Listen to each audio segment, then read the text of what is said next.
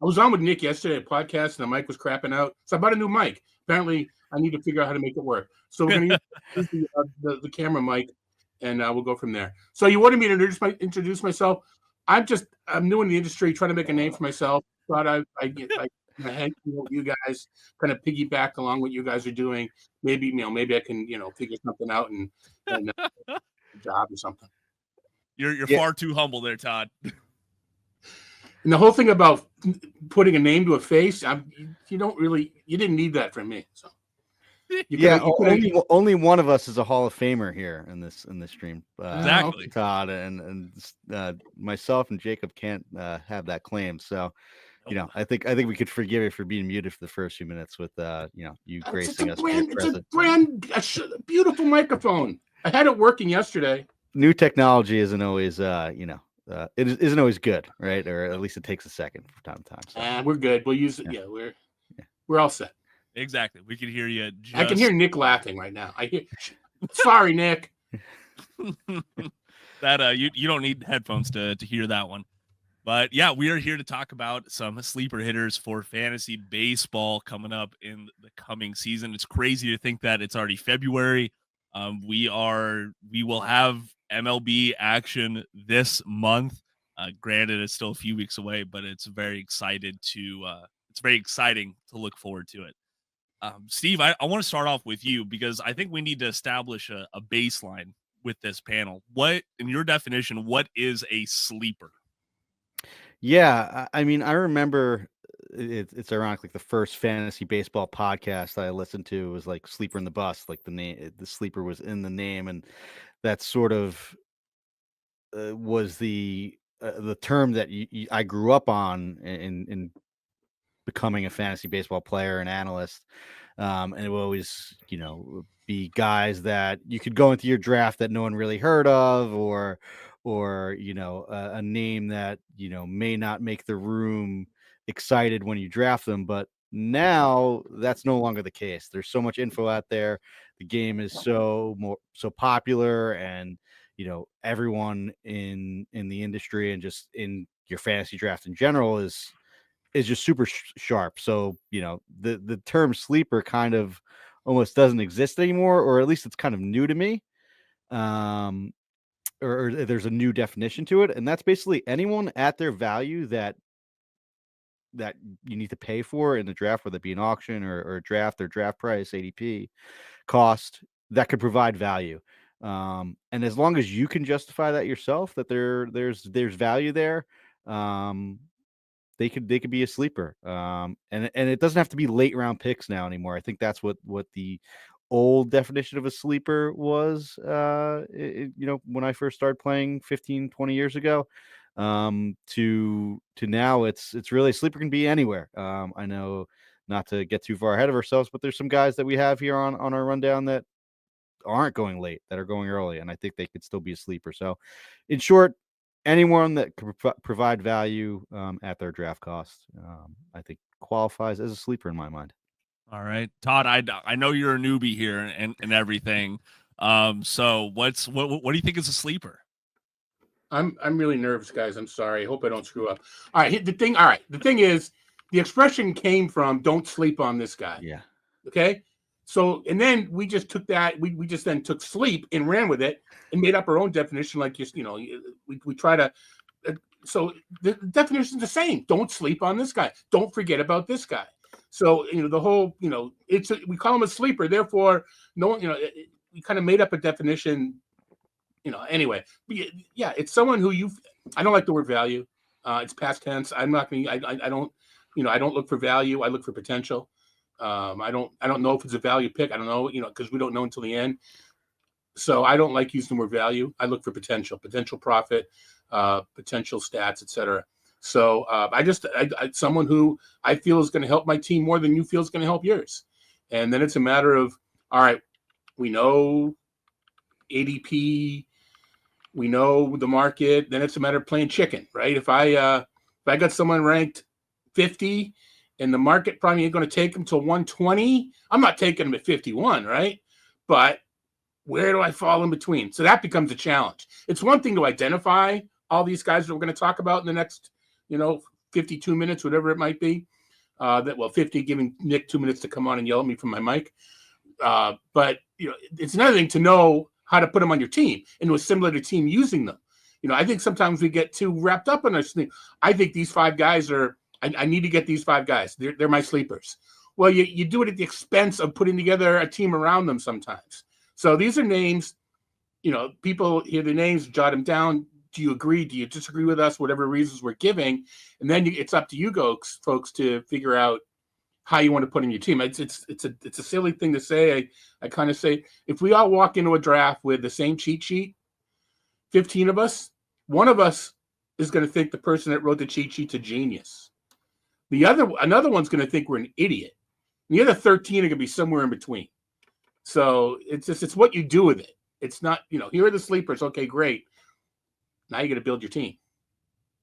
Yeah, and I think that draft chicken scenario is the best way to put it, because I know when I was like first getting started in fantasy football, right? I would, who's a sleeper on my favorite team, and I would draft them really high, even though I didn't need to do that. That's just not a good frugal use of draft resources, or in that scenario it was. But draft. You also hear, if I don't take him now, he's not going to make it back to me.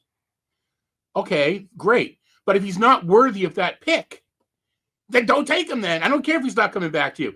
If it's, if you're the wheel and I don't take this guy now, then don't take him then. If he's not going to provide you a potential profit at that draft spot.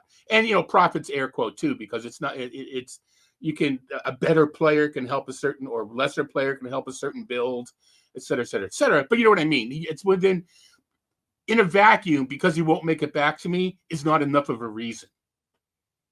Do you agree with that, Steve? Like how much are you going to prioritize getting your sleeper in a scenario like that? I think there has to be a balance, and I think that's why it's important to identify a lot of these guys, because if you do that, then you could put guys in tiers and queues and say, okay, here are the group of players that I like from ADP 100 to 200, and if one player falls or gets taken early, is bumped up, you're not in a spot where you need to sabotage your whole draft because the one player that you needed or wanted went, and you're not going to bump yourself up a round or two, like Todd was saying, if you're on the turn, and you could really screw up a build that way. So I think it's important, and that's why I'm kind of glad that we have a bunch of names here on this rundown to get to identify a bunch of players that you like, and that way you don't pigeonhole yourself into taking one or two guys that you need to have. That's a pretty quick way, in my opinion, to screw up a team.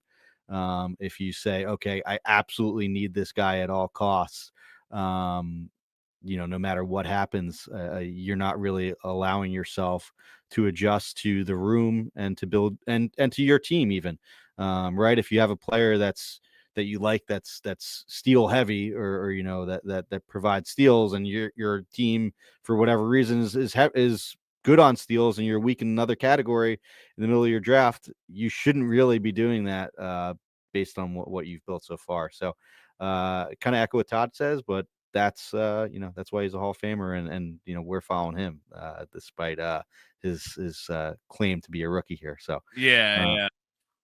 I don't know how much I should be believing that, Todd. Yeah. And Lou, my past record the past couple of years is not Hall of Fame quality. I need to do a better job. So I will. My information I provide, I log. I haven't played as well the past couple of years, so I do need to up my game in that regard. Hey, we could all do better. Lou in the chat was bringing that up. He gets too excited, and he'll take his sleepers early. And I do also, Todd, I think it was you who said it, like identifying several of these guys, like we're going to do later on in the panel, because it's not like you're just going up against the computer in this draft scenario. It is, these other people will have their sleepers, their guys that they're trying to prioritize, and things like that. So that's always, that's why we play the game, right? The human element in baseball. And if you do a good job, you have someone else's sleepers. Hey. And so anyway. Alrighty, so segue into our picks for 2025. I was sitting here looking at the 2025 sleeper list, who would I list out? And I was trying to think of guys who fit that sleeper mold from previous years. And genuinely, I was drawing a blank. I was just like, I mean, there's guys who overperform, I guess, but are they genuinely sleepers? You know what I mean, Todd? Well, again, I mean, it goes back to the definition, and as long as you think, there can be several reasons why you think a player will outperform the market. It could be you just feel that he's a platoon player, but you think he's going to win the job or given a chance to win the job, or he's a reserve player and you feel he's going to be given a chance to win the job, or someone's going to get hurt. The Ty Wigginton rule. I'm dating myself here, but you never knew when Ty Wigginton. You project 200 bats, you always end up with 450, and that sort of thing. So then nowadays with the whole Statcast, trying to find the performance sleeper is tougher because there's look at the xWOBA. I mean, that may be misused. Well, that's a story for a different panel. How some of the misuse of some of these expected stats, et cetera. But still, it does mean something. So we're looking for look at the expected home runs and is actually those. That's a sleep. It outperform. Not everybody does it, but that's becoming mainstream. Using Statcast is becoming mainstream. So it's tougher to find the sleeper. It used to be that if you just it was just because you had access to information that other people didn't. Now with the internet, everybody's got the same. I looked at USA Today and I read Peter Gammon's column, and that's pretty much what we had way back in the day. And some people didn't even do that. And if you read Peter Gammon's column on Sunday in the Boston Globe, I happened to be fortunate enough to live in Boston. I had an edge because it was just so in depth, and that's everybody knows everything nowadays. So I think some of us, I'm pointing them like people see on my other computer. I see the names, I see some of the reasons. A lot of you guys and we all have underlying metrics that we're counting on, regression or whatever it might be. But whatever. Of course, there's sleepers because there's people that you think will outperform the market. And real quick, a little bit off topic, the research that I've done, it shows that making a jump pick, if you will, jumping the ADP, you have better success than that was a value pick. Look what his ADP is 120. I've got him at 140.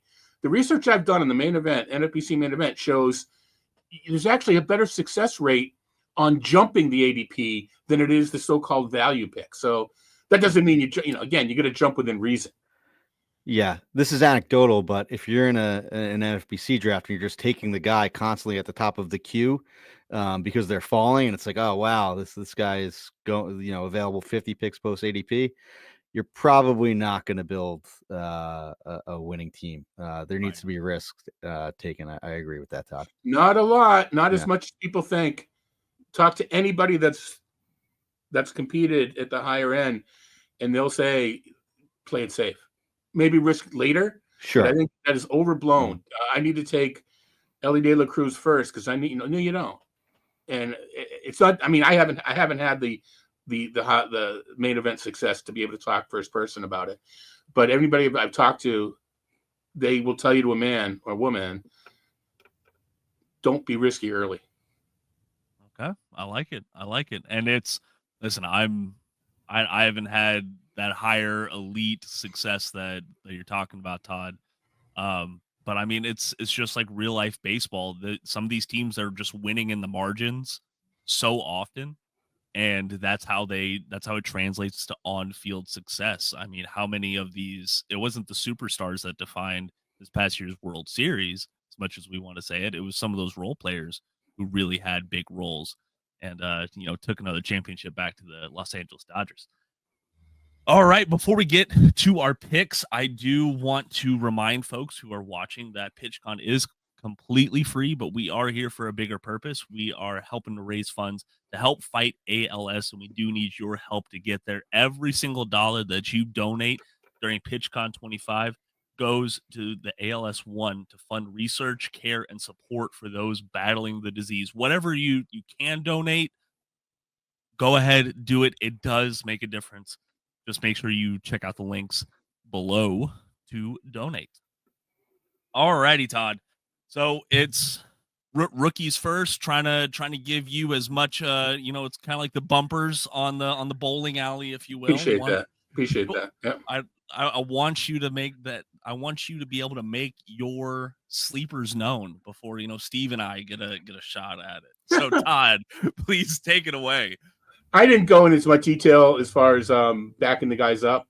So if you guys want to want a little more detail, why I'm gonna kind of quickly explain why. One reason being, we talk about ADP. To me, it's fleeting, it's transient, it's so dependent. I don't want to get, this guy's win ADP is 150. I have him ranked 120. Therefore, I don't want to get that granular. But anyway, looking at my early names, there is sort of there's definitely a pattern involved, and I don't think we've talked about this particular reason yet. And these are all very early draft. These you can get early in the draft, but relative to the market, I like Francisco Lindor, Trey Turner, Manny Machado, Jose Altuve.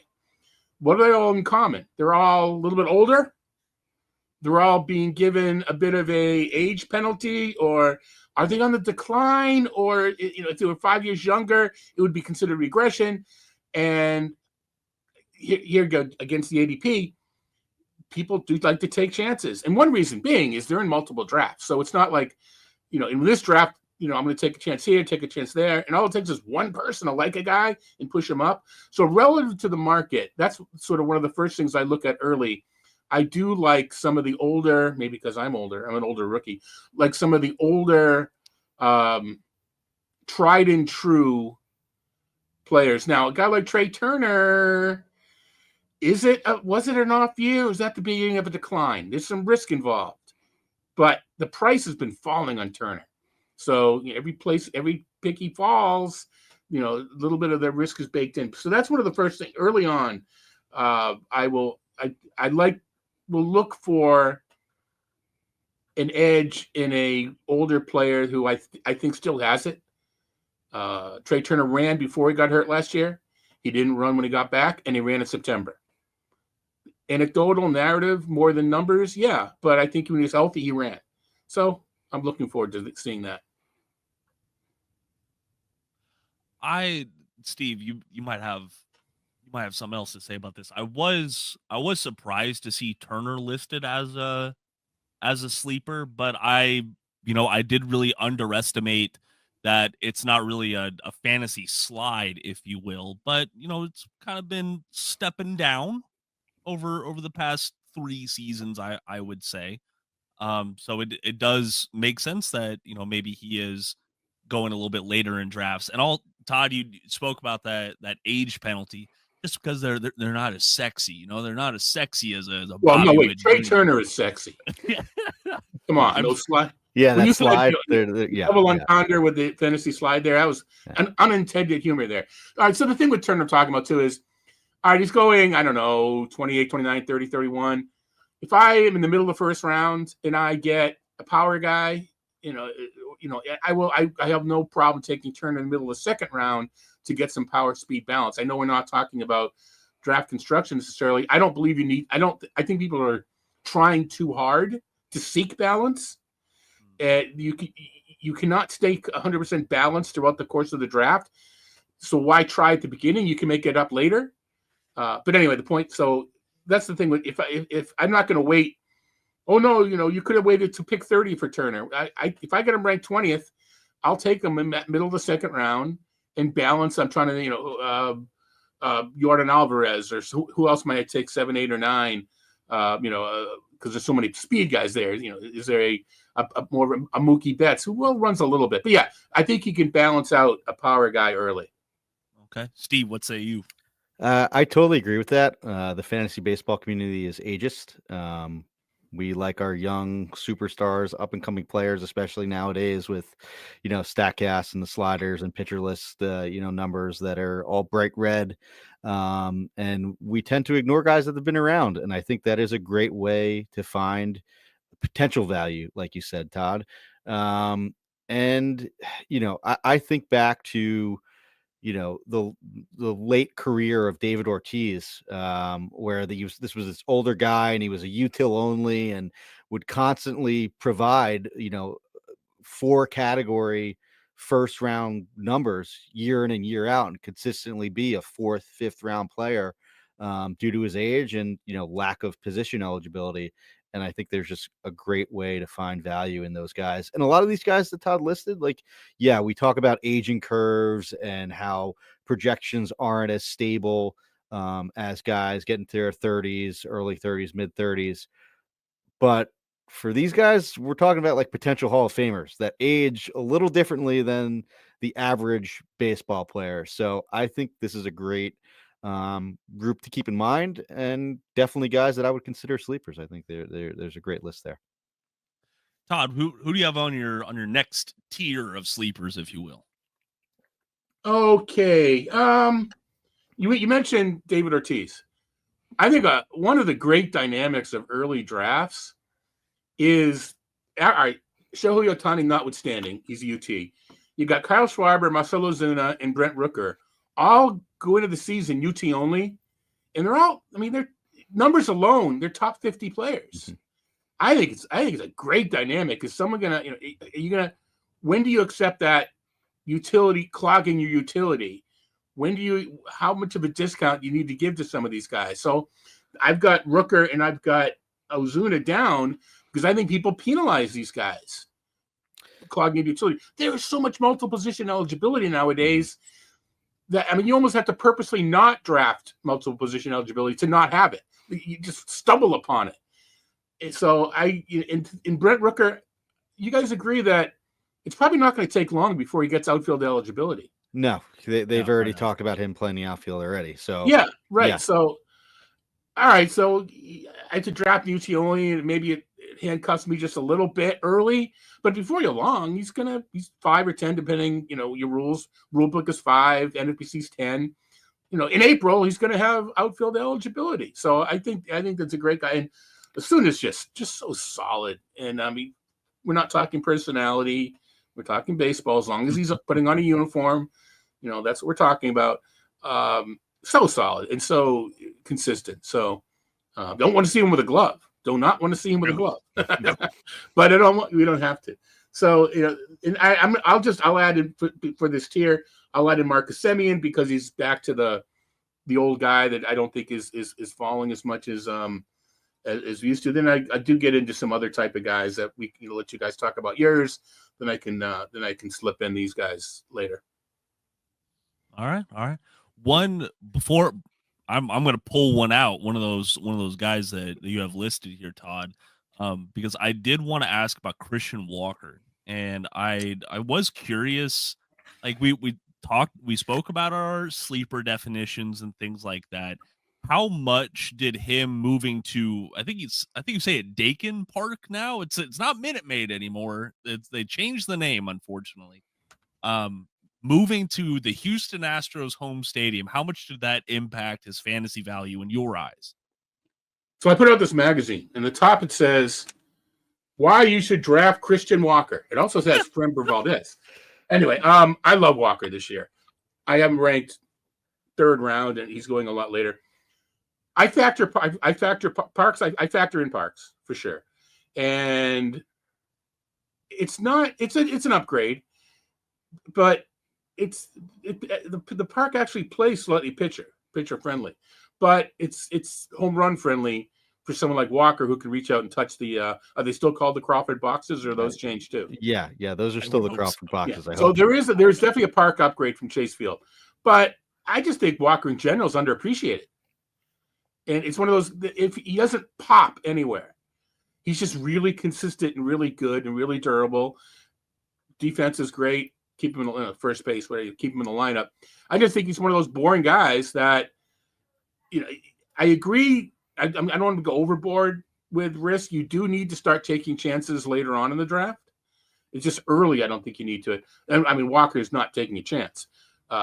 Some of the guys I'll talk about maybe are taking a bit of a chance. I do think once you get 8th, 9th, 10th round, 100 picks in, all right, now you look for some upside. But Christian Walker to me is just, I'm not worrying about drafting a first baseman because Walker's there. But now we're into the trap that you guys were talking about earlier. What if, I can't count on getting Christian Walker.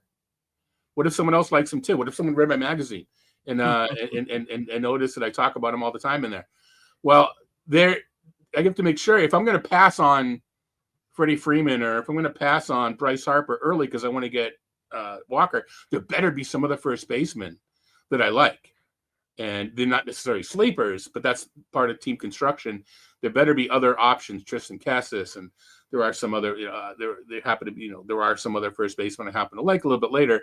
Not as deep as not our panel, but I think people talking about first base is not as deep as it may have been a few years ago. But there are options. All right, Steve, what you got for us, man? All right, I'll go into my first sleeper. This has been a favorite player of mine for a few years now, and that's Kerry Carpenter. And I think something that you said in the rundown there, Todd, I think, it's a lot, and earlier, everyone knows the people's underlying skills because of Pitcher List, because of StatCast, because of all this information that's out there. We know how good Kerry Carpenter is and how good his batted ball metrics are. But there is a major flaw that's preventing him from being, a top end fantasy player. It's currently why he's going in the last 2 weeks at NFC, 190th overall, 48th among outfielders, and that's the fact that he doesn't play versus lefties or hasn't played versus lefties. The reason why he's a sleeper for me is because I think the Tigers will eventually give him some of that playing time. He is just too good of a hitter to not see what he's capable of doing versus lefties. It's a career 202, 286, 303 slash line, but that's just in 119 at bats. Those numbers were not that bad in the minors for him. I know that's a totally different beast. But the Tigers are, made the playoffs. They signed Gleyber Torres. They made some win now moves. I don't see how much worse they can do than putting Kerry Carpenter in the lineup versus lefties, and at least seeing what he's able to do, because the numbers versus righties are just so good. He's projected for 137 WRC, 127 WRC plus. That's second best on the team to Riley Green. All the batted ball metrics, the red lines it's lit up like a Christmas tree for him. So there's no doubt in how good he can hit. I'm just taking the bet that he's that good that they'll want him in the lineup every day. Sure, the subpar defense does also play against him. But even still, even if he does play mostly versus righties, he did all that while missing 2 months last year. He had a pretty bad back injury, but it came back in September and was great and was good in the playoffs too. So I like Kerry Carpenter a lot. I think he is sort of being penalized too much for being strictly a platoon bat. But hey, I mean, as a lefty, that's the side of the plate you want to be on anyway, because you'll be in the lineup at least 2/3 of the time anyway. So that's Kerry Carpenter. I think he's a great value at ADP 190 over the last 2 weeks. Couple, if I could chime in a little bit, because I think this is interesting. Yeah. All right, now I don't know that I agree that the Tigers are going to give him a chance. They're natural platoon partners for Kerry Carpenter. If they sign Alex Bregman, I think you're in trouble, because that frees up Matt Verling to be his platoon partner. They don't sign Alex Bregman, or then I think there's a good chance. But the thing about it is, if you draft Carpenter at a place where you're going to break even if he doesn't hit against lefties, the bonus, the profit is if he does. So I think that's the ADP chicken. If you haven't ranked 150th and the market's going 190th, you get a built-in buffer there where, worst case scenario is you break even, right? Sure. I think you broke even last year in 87 games where he had 18 homers and a 932 OPS. Well, you said there's two flaws. So, there's actually two. The second flaw is health. Yes, that's it. Prove their ability. Sure. And this is all narrative thing, so y'all can dismiss me if I'm way off base. I do wonder how playing in the shadow of Riley Green, who is like the sexy off-season pick right now as a MVP dark horse and all these things. I do wonder how playing in the shadow of him might impact Carpenter's perceived value. None. You don't think so? None. All right. Or you could put Parkham at none. I don't think that. I think to me, it's all about is Detroit done? What's Matt Verlin going to do? Right now, he's the third baseman. If you bring in Bregman, he's no longer the third baseman. He's your natural platoon partner for a couple of guys. And you got Malloy too. You still have Justin Malloy. I also think that Carpenter's so good against righties that even on days that he doesn't start, he'll get an at bat for Verling in the later end of the game. Even if he does platoon. So I think there's a lot of outs, and I think his bat is that good that even if he does, I guess that's my overall point. Even if he does platoon, I still think and he probably will. He'll still be a value just because he hits righties so well. Like it's just, it's some of the best. I know there was a Twitter calling him Kerry Bonds, versus righties there for a while. 900 OPS, 900 OPS is he had his lowest OPS after April was like 930 in any month. It's insane. He had like 2 or 3 months with an OPS above 1,000. He is a really good hitter, and I think could be a sleeper at that pick for our definition. That's pretty insane. Todd, anything else over Kerry Carpenter? No. I mean, let me say I agree with the call. I think we have to point out that you can't pay for him performing against righties. The lefties, that has to be the bonus. Mm-hmm. That has to be the icing on the cake. And I don't think you have to.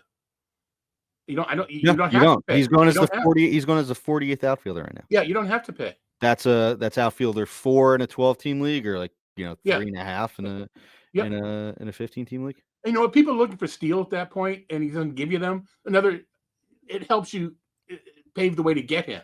There's not as much demand for him. Mm-hmm. That's true. Todd, I'm going to talk about what do you got, Jacob? Let's hear one of your guys. Yeah. Well, listen, I don't have as many sexy picks as you guys do. I'm going to go with another Houston Astros player here, another new Astros player, and that Isaac Paredes, the de facto third baseman in my mind. Barring them actually re-signing Alex Bregman in this topsy-turvy offseason that we're in. I really probably overvalued him moving to the Astros home park in this. But if you go and you just look at where he hits the ball, right? It is his spray chart and just fitting that in with Houston. He's going to make the best of that home stadium, I believe. And I do think he's getting penalized for going to the Chicago Cubs late in 2024. And that wasn't a good fit for him. His glove played well, but it wasn't a good fit from a fantasy perspective. I think that him going down to Houston is a great fit. And I also don't see anyone else pushing him for that job. And I don't think anyone should be. I have him looking like a 25 home run guy. He's not going to give you a whole lot on the bases, but he's getting picked very, very late. If I recall correctly, he was in the 170 range in ADP. So at that point, I'm ready to take a look at him, take a flyer on him. So I have him as my first sleeper. What do you guys think? There's like 2 parks that are perfect for his swing. One is that really, really short porch in left field in Tampa. I know they're not even going to play there anymore, unfortunately, this year with everything went on in the Hurricane. And then 2 would be the Crawford boxes. It's just a tailor-made spot for that swing. I mean, there's a reason why the Astros went out and acquired him. And I agree, it was pretty devastating to his value last year when he went to the Cubs. And that is sneakily a pretty bad ballpark for righties. I think based on StatCast, it's like 24th right-handed park factor. That's just off the top of my head. It's around that area. It's not great. So having half your games there, it's tailor-made for that swing, and I like it. I think it's a good call, and there's probably the market probably hasn't adjusted correctly to how good of a landing spot that is for Paredes so far. Yeah, I think they still see him as a utility type or playing a little bit here, a little bit there. Even if, say, the Astros signed Bregman, Altuve said he's going to play. They'll play a little left field. Yeah. Paredes is still going to play. Yeah. So I don't think you have to worry. I think Paredes is going to play. What is he eligible at now? Does he?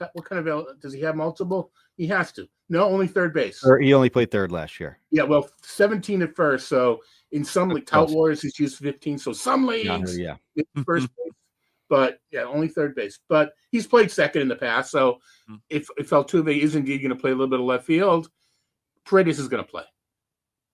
Yeah, he did have. I was surprised to see how many starts he had at second base back in 2022 Yeah, for the Rays. 33. He played, 33 starts, 43 appearances there. He even played some shortstop for the Tigers back in the day. Really? Oh man, 4 starts there in 2021, but that was a pretty bad Tigers team. So yeah, that was a pretty forgettable Tigers team, unfortunately. Todd, I think we're around the horn and back to you. Who are some other sleepers you have for us? Again, just a guy that is kind of boring and just doesn't get. I don't think he gets the appreciation that he deserves. Is Ian Happ. I think he steals more base. How many steals do you think he has? And I think people would undershoot it. I don't think people realize that he runs a little bit. The Cubs don't run a ton, but I mean, Ian Happ he doesn't pop. He just produces. So he's the kind of guy, and we are definitely seeing a trend in the players I like. These may not be conventional sleepers. Everybody knows Ian Happ. I don't know that people know that he's stolen double-digit bases the past couple years. It's not much. 27 out of 32. Yeah, when you're looking for a couple steals here and a couple steals there, that's the kind of guy you want. You're not gonna, you can't, like I said, you can't stay balanced. There's not enough guys that hit both homers and steals to draft throughout the course of the draft. So at some point, you're going to be looking to make up a little bit of steals and not give up too much power. I just think Ian Happ is underappreciated. The glove plays, we don't get credit for defense, but it sure as heck keeps your bat in the lineup. And you talked about a little about the park. The thing with Wrigley Field and Park is, I think it's the most variable park in the league. It's, some years it plays, and it's got to do with the wind and the temperature in Chicago. But I'm kind of a park factor wonk. It's got more variance than other. That's why we use a 3-year average. But who knows? I just think Ian Happ is an underappreciated, boring but yet helpful player. Okay. Yeah. I'll go pull out the Farmer's Almanac. Go check out what the expected weather for Chicago is this year before I draft any. Here we Cubs there. Steve, what you got for us? No, I think that's a really good call. He's basically been the same player for the last 4 years, and there is value in that. Sure, there's been some fluctuation in his batting average, and I don't think you can expect much more than 250. But he's probably one of the most projectable players that there is. Like, all of the projection systems that are listed on Fangraphs are essentially the same: 240, 22 homers, 12 steals. With a mid to high 700s OPS. And that's good. There's a lot of value that you can squeeze from that. And I think because he's not a guy that pops in one category or, this young StatCast stud, these guys sometimes fall and they provide potential value and can be sleepers. And I think that's, I know we talk roto. 75% of fantasy is points, and he's sneaky in points. You mentioned the OPS. Yeah. He's not like a leadoff hitter OBP, but it's 340, 350, 360, which nowadays is pretty dang good. Yeah. So it's in the extra base hits as well. So he's kind of one of those sneaky points leagues guys, Ian Happ. I like that. Steve, on Happ, I don't have any additional notes. I just think he's overall fantasy notwithstanding. I think he's a very underrated left fielder in my mind. But Steve, what do you got for us? All right, I think I have one that may cause some disagreement, and I've basically seen nothing really positive on this next guy throughout the offseason, so I'm curious as your guys' thoughts. And this is a shout out to my co-host Van Burnett on Wins Above Fantasy here at Pitcher List. He's a guy that he's been excited for all offseason, so want to give him a proper shout. This is Tyler Fitzgerald. I know there are a lot of flaws in his game. His plate discipline skills are as bad as you can get. They're a 32% strikeout rate, 6.5% walk rate. It's very easy to fade the 280 that he hit. Sure, I'm not banking on any of that, But what I do like at his cost is the fact that he's hit 15 homers, stole 17 bases in the 96 games that he played last year. I think he has a clear path to everyday playing time for the Giants. He's going to play second base. He wasn't great at shortstop. They signed Willie Adames, but that shouldn't be an issue for his playing time.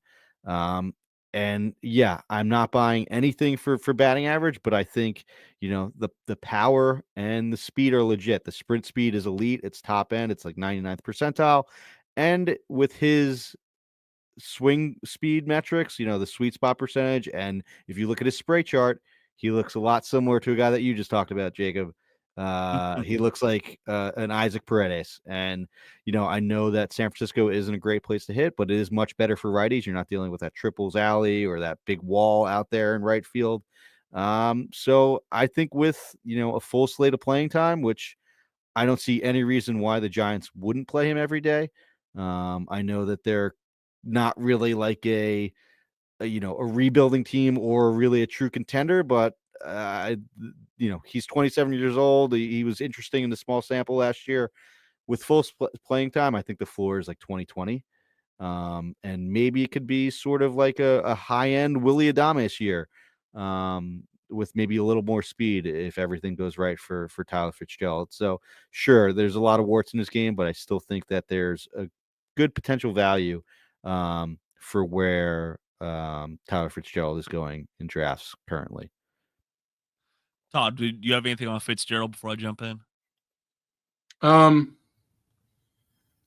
He's a guy that I'm a little bit scared of. I think you said 2020 floor. I think he's an upside guy. He's not a floor guy. He could be in the minors. That's my problem. Now, the fact that he's playing second, I know Adames was signed a little while ago, so this argument's nothing new. I think it helps him immensely that Buster Posey said, you know what, I need a better shortstop, and went out and so I think the argument is much better at second base than at shortstop. So I think his first move was essentially replacing him. Yeah. Right. Yeah. So I think, if this is the place that you're looking for this upside, I like it. It's definitely there, but you just have to be, I think you have to be wary of the floor. I like to say he's a luxury item. I want his 20 steals to be a luxury. I don't want to write down, all right, I need 20 steals, I'm drafting Tyler Fitzgerald. I want to have a good number of steals, and if Fitzgerald comes through, it puts me over the top. Because the thing with steals is, I guess I know a lot for a rookie. The thing with steals is, it's at the bottom and the top, it's very striated. In the middle, it's really bunched. So if you're like in the middle, a guy like Fitzgerald can get you to the top.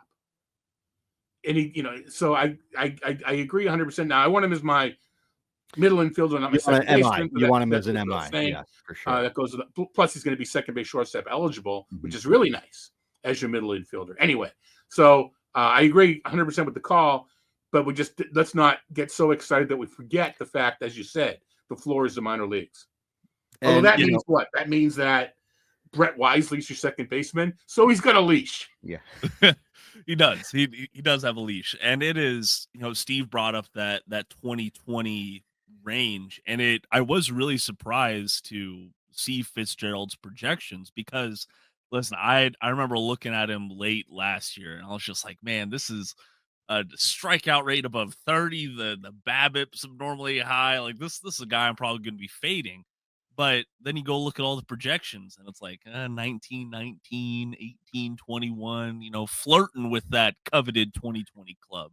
And that's in 135 games. Like he's like Todd was saying, he's not going to play 135 games unless he's hurt, right? Like he's either going to play 150, 155 games, or it's going to be so bad and he's striking out 40% of the time that he plays, 60 games before they go to Brett Wisely. And maybe they want to play more than that, but before that's an option. But yeah, I feel like that's sometimes where you could find value in sleepers.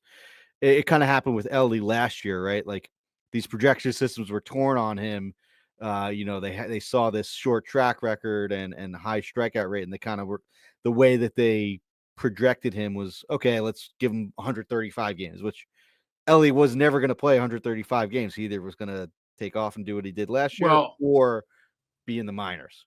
That's one of the things about projection theory. If it's a weighted average of all plausible outcomes, that's where you get 135 because of the chance that he's sent down after 30 and the chance he plays 162. But the other thing interesting with Fitzgerald, what was I going to say? He may be hitting lower in the order this year, but I don't think that's a huge problem. I mean, when you got Lee coming back and Gerard Encarnacion, who I don't think I had on my list, but he should be. I should have him on my sleeper list. Oh yeah. If I didn't, I'm kind of informally putting him there now. So I can see Fitzgerald hitting a little bit lower in the order. But when steals is a huge part of your game, I'm not as concerned because you still run. Sometimes you run more from the bottom of the order. Yeah, a lot of times they don't like to give away an out when a home run. Yeah, so I'm not as concerned because Fitzgerald hit top of the order a lot last year. He worked his way there. Mm-hmm. But he had no one else. It was kind of process of elimination. Yeah, that was. First off, guys, I have lost track of time. I did not realize that we only had about 10 minutes left before we get the old hook. So I do want to get at least one more of my sleepers. Yeah, go. Yeah. Michael Conforto, outfielder for the Los Angeles Dodgers, the little plucky underdog team that everyone's picking this year. And Todd brought up the easy accessibility to all these metrics and all the expected stats and stuff like that. And Todd, I got suckered in with that with Michael Conforto. Go ahead. What you got? Well, no, I mean they're not. They're useful, but they're not the be all end all. True. To me, I think this is what when you say suckered in, to me it gives you a reason to look into the guy. And that sounds like what you've done and why you like him. So it gives you the reason to do a deeper dive. Right. And Conforto, I think that maybe he's getting a little bit of an age penalty, even though he's entering his age 32 season. We just talked about Fitzgerald with the San Francisco Giants. I don't think that playing with the Giants in that home park was what was best for Conforto and his batted ball metrics.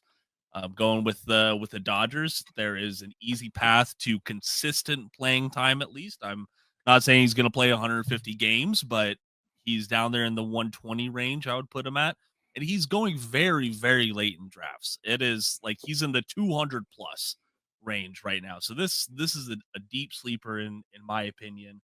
But he does give you 20 home run potential. He's going to be batting behind a lot of other premier hitters, if you will. So I do think he's going to get a lot of good opportunities. Steve, what do you think? Am I off base here? No, I like it. I think this is a good guy to keep in mind with Kerry Carpenter because it's similar profile, similar probably, path to playing time and the fact that they'll want to get Conforto in versus most lefties.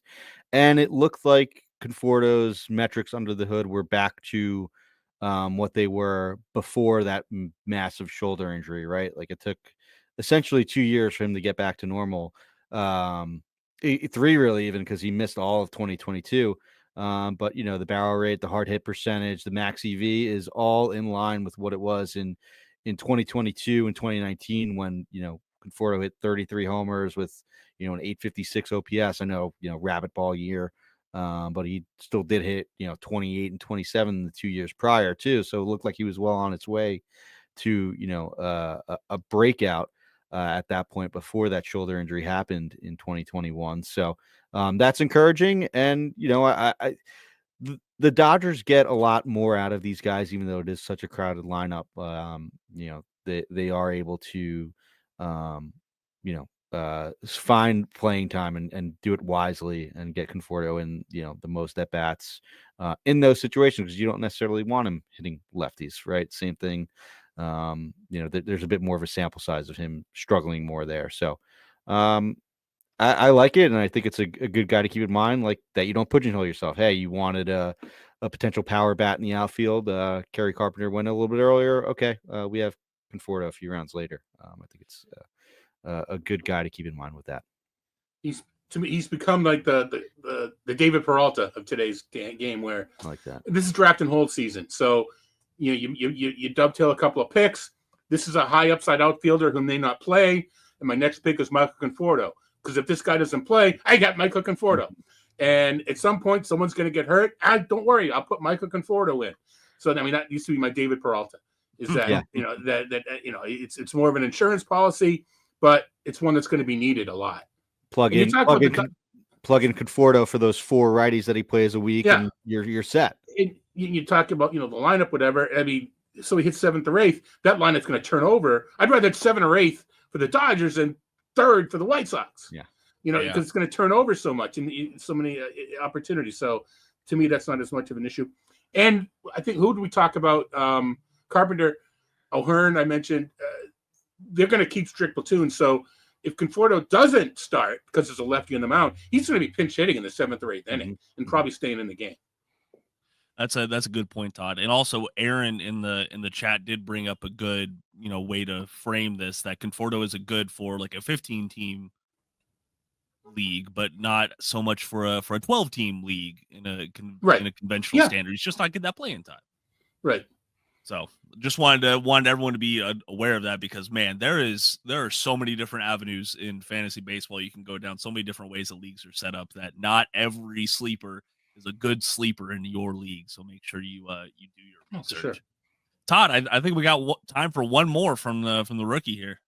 All right, I'm trying to look. Is there anybody really want to? Bryce Terang. I mentioned earlier that I'm not forcing balance early. I'm willing to wait and get my steals later. It's not Bryce Terang a bust. I prefer Terang. There's Nico Horner. There's Xavier Edwards. There's a huge, like you just talked about. There's a huge tier of middle infielders that are flawed, but middle infielders that can run. And to me, Terang is the safest of them. Glove's going to keep him in the lineup. Milwaukee just stole a base again. I mean, Milwaukee just runs off the bus, right? I don't care if Terang hits 9th or 2nd, he's going to run. So I think is it a sleeper because Zola overvalues steals? How do you get the reputation as a rookie? I don't know, but these one-hit wonders or one category wonders. There's a reason why they're pushed down the market, and I think I like Horner. I like a lot of these guys. Andres Jimenez, there's a bunch of them, but Terang's the guy I hope I get. If I don't, I'll figure it out. But I hope I get him. All right, Steve. What's another one from you? Last guy I had listed here was JJ Bleday. I think there's an underrated bat there. I know with Oakland, every time you watch an Oakland game last year, they had the stat of comparing Brent Rooker's and Lawrence Butler's numbers to like Judge and Soto and like how comparable there was. And then quietly under the radar was JJ Bleday and his 134 WRC plus in the second half, where he slashed 263, 343, 464. There's good plate skills, good but not amazing batted ball quality. But a path to playing time. They played him in center, even though it's not the best defense in the world. Moving to a better ballpark for sure than the Coliseum there in Oakland. I know it may not be as pitcher friendly, everyone hoped, but I think an underrated part of leaving the Coliseum is that there's so much foul territory that there could be there's a ton more flat foul outs than other stadiums where those balls would be 20 rows back in the stands and it's a pop out in Oakland. So I think that may be a sneaky park factor, even if it's not as hitter friendly as some other AAA stadiums like Dunellen was for the Blue Jays or anything like that. So I think there's a good bat in Bleday and a good path to playing time and a sneaky good lineup. So I like Bleday for where he's going at pick 270, the 67th outfielder overall. I know, again, off topic here. People are going to look at the Baseball America park factor of 57 for Sacramento. That's compared against PCL parks. Yeah. You throw it out the window. Yeah. You take the 10 best hitting parks in the MLB and put a division in it. The 10th park is going to play like a pitcher's park. Mm-hmm. It's relative to and it's relative, So the other thing about Sacramento is I was naive to this. It's like 80 miles north of Oakland. I'm thinking, well, it's going to be colder because it's north. No, it's inland. It averages 90 to 95 over the summer. And Oakland, San Francisco, they're cold. Yeah. They're not. So I think Sacramento is closer to Oakland than Hartford is to Boston. I mean, I don't think that the weather's no different between Hartford and it's both cold. It averages over 90, and that's hitting it. It's a hitting environment. So we need Derek Carty to explain to us the actual park effect, how it's going to work out. But you're right. It's got to be a much better pitch. Oakland's one of the worst. It has to be better. Yeah. And I think it tells you mentioned the defense. I think it says a lot about Blade and Lawrence Butler that Oakland would have nothing to do with Asteria Uriz last year. Yeah. Yeah. You know, take his 100 steals and put it, you know, they wanted to see what Blade and Butler could do. And I think they were very prescient in both those decisions. Exactly. Hey, I did want to make sure that I'd shout out the guy who's coming on after us, Sean Childs, with the 3 fantasy baseball metrics you don't use enough. So very much looking forward to that discussion. My last sleeper real quick is another Milwaukee Brewer, Joey Ortiz. I like his dual eligibility that he's going to have at third and at short, because I think he is going to be their opening day shortstop right now.